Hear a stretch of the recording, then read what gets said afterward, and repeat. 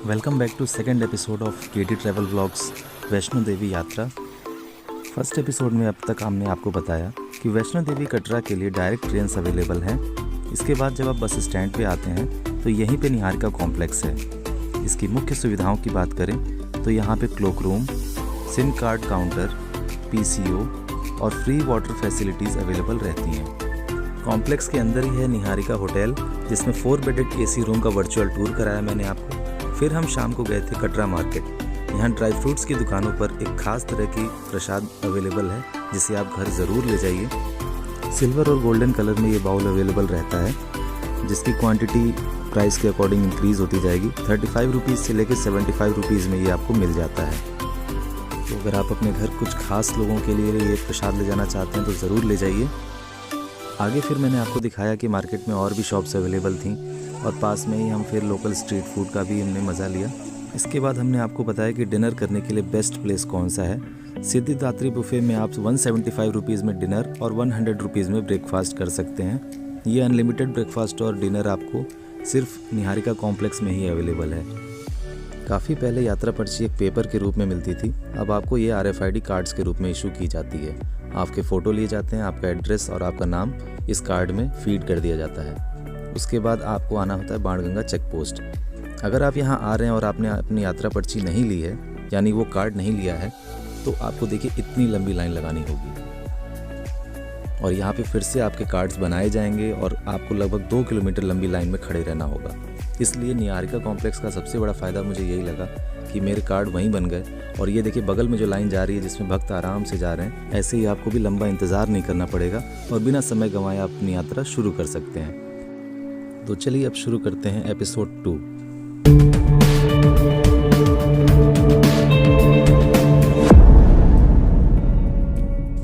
दोस्तों, आपको मैंने पिछले एपिसोड में दिखाया था कि रात में ही बारिश शुरू हो चुकी थी। इस वक्त सुबह के 5 बज रहे हैं और पूरी रात बारिश हुई है, बल्कि अभी भी बारिश हो ही रही है।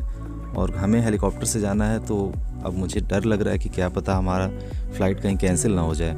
मैंने आपको बताया था कि यात्रा पर्ची का जो कार्ड मिलता है वो 24 घंटे के लिए वैलिड रहता है। इसलिए देखिए सुबह सुबह 5 बजे से ही लोग अपनी यात्रा पर्ची लेकर अपनी यात्रा के लिए निकल रहे हैं। मैंने ऑनलाइन यात्रा पर्ची बुक की थी, लेकिन इसके बावजूद मैंने जाकर वहाँ पे अपना कार्ड बनवाया, क्योंकि आपको रास्ते पर अच्छा नहीं लगेगा बार बार अपनी यात्रा पर्ची आप फ़ोन में से निकाल के किसी को दिखाएं। उससे बेहतर है कि गले में आपका वो ID कार्ड अगर रहता है तो कोई आपसे कोई क्वेश्चन करेगा ही नहीं। जैसे जैसे सुबह होती जा रही है बारिश कुछ थम तो रही है, लेकिन बादल अभी भी घेरे हुए हैं और भवन का रास्ता यहाँ से बहुत ही सुंदर दिखाई दे रहा है। मन में बस यही है कि कब हम ऊपर पहुँच के माता रानी के दर्शन कर पाएंगे। और अब सुबह के 8 बज चुके हैं। इस वक्त भी देखिए बादल बहुत घिरे हुए हैं और हेलीकॉप्टर सर्विसेज प्रोवाइडर्स के पास यही सबसे बड़ी प्रॉब्लम होती है कि ना सिर्फ कटरा बल्कि भवन के पास भी बारिश रुकी होनी चाहिए। लेकिन फिर भी देखिए इतने ख़राब मौसम में भी हेलीकॉप्टर्स फंक्शनल हैं। और ये देखिए एक हेलीकॉप्टर भी जा भी रहा है। सुबह 8 बजे से ही इनका सबसे पहला फ्लीट शुरू हो जाता है ऊपर जाने के लिए। हमारा 10 बजे का फ़्लाइट है, लेकिन फिर भी अगर आप चाहें तो आप थोड़ा पहले पहुंच के उनसे रिक्वेस्ट कर सकते हैं और वो फिर उसके हिसाब से अगर सीट अवेलेबल है तो आपको और पहले जाने का मौका भी दे देते हैं। ये एपिसोड्स मैंने आपको पहले भी बताया है कि मैंने खास बुज़ुर्गों को ध्यान में रखकर बनाया है कि कैसे आप उनके साथ यात्रा करें, जिससे कम से कम चलने पे वो माता रानी की यात्रा कर सकें। हेलीकॉप्टर हमें सांझी छत पे उतारेगी, वहाँ से अगले 2 किलोमीटर की यात्रा हमें पैदल करनी पड़ती है। तो फिलहाल अब हम अपना सारा सामान क्लोक रूम में जमा कर देंगे और कुछ बेसिक सामान लेकर यात्रा शुरू करने वाले हैं। रिसेप्शन पे आके हमने अपना चेकआउट कर दिया है। मुझे लगा था इसी होटल में हमारा सामान जमा हो जाएगा, लेकिन सामान आपका शक्ति भवन में ही जमा होगा, चाहे आप निहारिका में रुकें या आशीर्वाद में। किसी भी सामान को जमा करने के लिए जो आपको ये पर्ची मिली है चेकआउट करने वाली, वो पर्ची ज़रूर ले जाएं, तभी आपका सामान जमा किया जाएगा। तो देखिए ये है मेरी रिसिप्ट जो मुझे मिली है चेकआउट करने के बाद। और अब सामान जमा करने से पहले मैं अपनी यात्रा पर्ची बनवा लेता हूँ। बिल्कुल निहारिका के ठीक सामने देखिए ये जो रास्ता जा रहा है, इसी से आपको जाना है और यहाँ हम अपनी यात्रा पर्ची बनवाने वाले हैं। आपको अपने आधार कार्ड्स ओरिजिनल ले आने होंगे यहाँ पर और फिर आपका फ़ोटो लिया जाएगा और आपकी डिटेल्स फीड करके आपको वो कार्ड इशू कर दिया जाता है। तो अब हम आ रहे हैं शक्ति भवन की तरफ। देखिए PCO अभी भी खुला हुआ है लेफ़्ट साइड में। ये तो आपको पता ही होगा कि जम्मू आने के बाद सारे के सारे प्रीपेड सिम्स डीएक्टिवेट हो जाते हैं, नेटवर्क आना बंद हो जाता है। तो आपको यहाँ एक पोस्टपेड सिम की ज़रूरत पड़ सकती है, जो आपको यहीं मिल जाएगा। तो ये है आपका क्लोक रूम। लेफ़्ट साइड में हमारे 2 ट्रॉली बैग्स थे, तो देखिए 2 नंबर डाल दिया गया सर्कल करके, और हमारा ये जो चेकआउट पर्ची था उसी पे उन्होंने मेंशन कर दिया है। अब जब हम वापस आएंगे तो यही पर्ची दिखाकर हम अपना सामान वापस लेंगे इस काउंटर से। यहाँ गेट से ही आपको ऑटो मिल जाता है हेलीपैड टर्मिनल तक के लिए 210 रुपये में।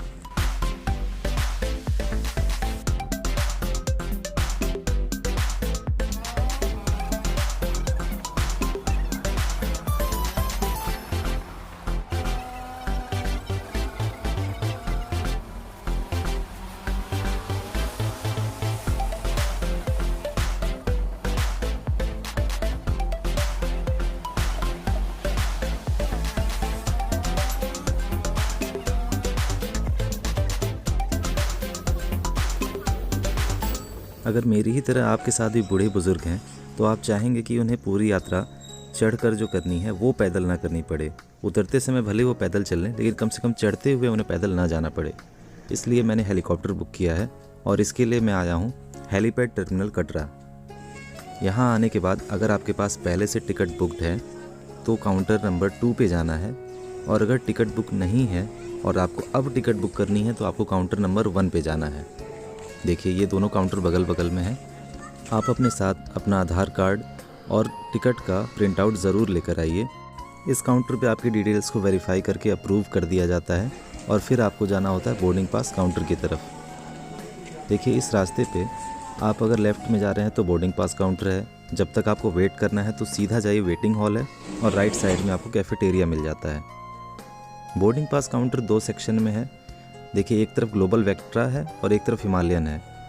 2 ही यहाँ पे हेलीकॉप्टर की कंपनीज़ हैं जो अपने हेलीकॉप्टर चलाती हैं। तो फ़िलहाल हमने हिमालयन में बुकिंग की है। ये है यहाँ का वेटिंग हॉल, और यहाँ पे वॉशरूम्स भी अवेलेबल हैं फ्री ऑफ कॉस्ट। आगे यहाँ पे जाते ही लेफ़्ट साइड में आपको देखिए, इधर लेफ़्ट साइड में आपको कैफेटेरिया मिल जाता है। यहाँ चाय और बिस्किट के अलावा कुछ था नहीं वैसे। जो अभी आपने येलो हेलीकॉप्टर देखा वो ग्लोबल वेक्ट्रा था और रेड वाला हिमालयन का था। तो गेट के ठीक सामने ये जूस की दुकानें तो हैं, लेकिन खाने पीने के लिए कुछ नहीं है। तो आप इस ढाबे पे आ सकते हैं, यहाँ बहुत कुछ मिल जाता है। और अगर अभी भी आपके पास यात्रा पर्ची नहीं है, वो कार्ड नहीं है, तो आप यहाँ पे भी बनवा सकते हैं। ये लास्ट ऑप्शन है। एक खास बात देखिए, ग्लोबल वेक्ट्रा के आपको 3 एजेंट्स दिख रहे होंगे, लेकिन हिमालयन का मुझे एक एजेंट भी नहीं दिख रहा था।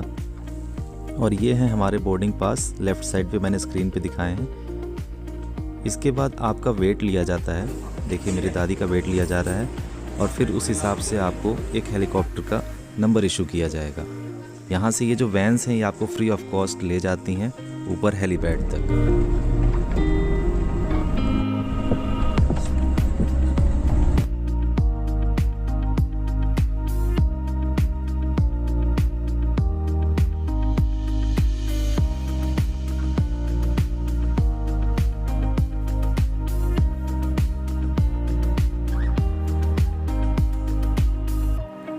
महज 2-3 मिनट में आप पहुंच जाते हैं हेलीपैड पे।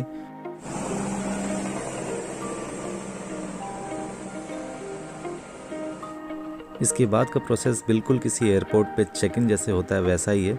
आपके सामान और आपकी चेकिंग की जाएगी। सिक्योरिटी चेकअप्स के बाद आपको यहाँ मास्क पहनाया जाएगा और यहाँ पे आपको वेट करना होता है। यहाँ पे ये जो सीढ़ियाँ चढ़ने के लिए है, इसको चढ़ने के बाद बुज़ुर्गों के लिए आपको व्हील चेयर्स वगैरह के ऑप्शंस भी मिल जाते हैं, और काफ़ी केयर करते हैं हिमालयन और ग्लोबल वेक्ट्रा दोनों के सर्विस प्रोवाइडर्स।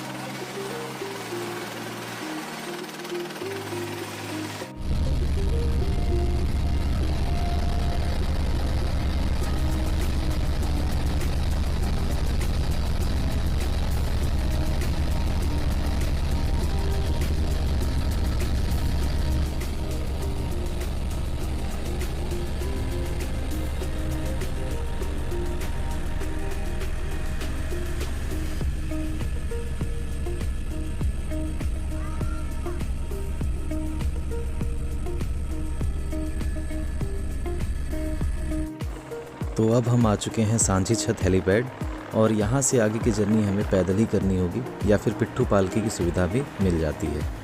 आगे की यात्रा मैं आपको दिखाऊंगा नेक्स्ट एपिसोड में। तब तक के लिए जय माता दी दोस्तों।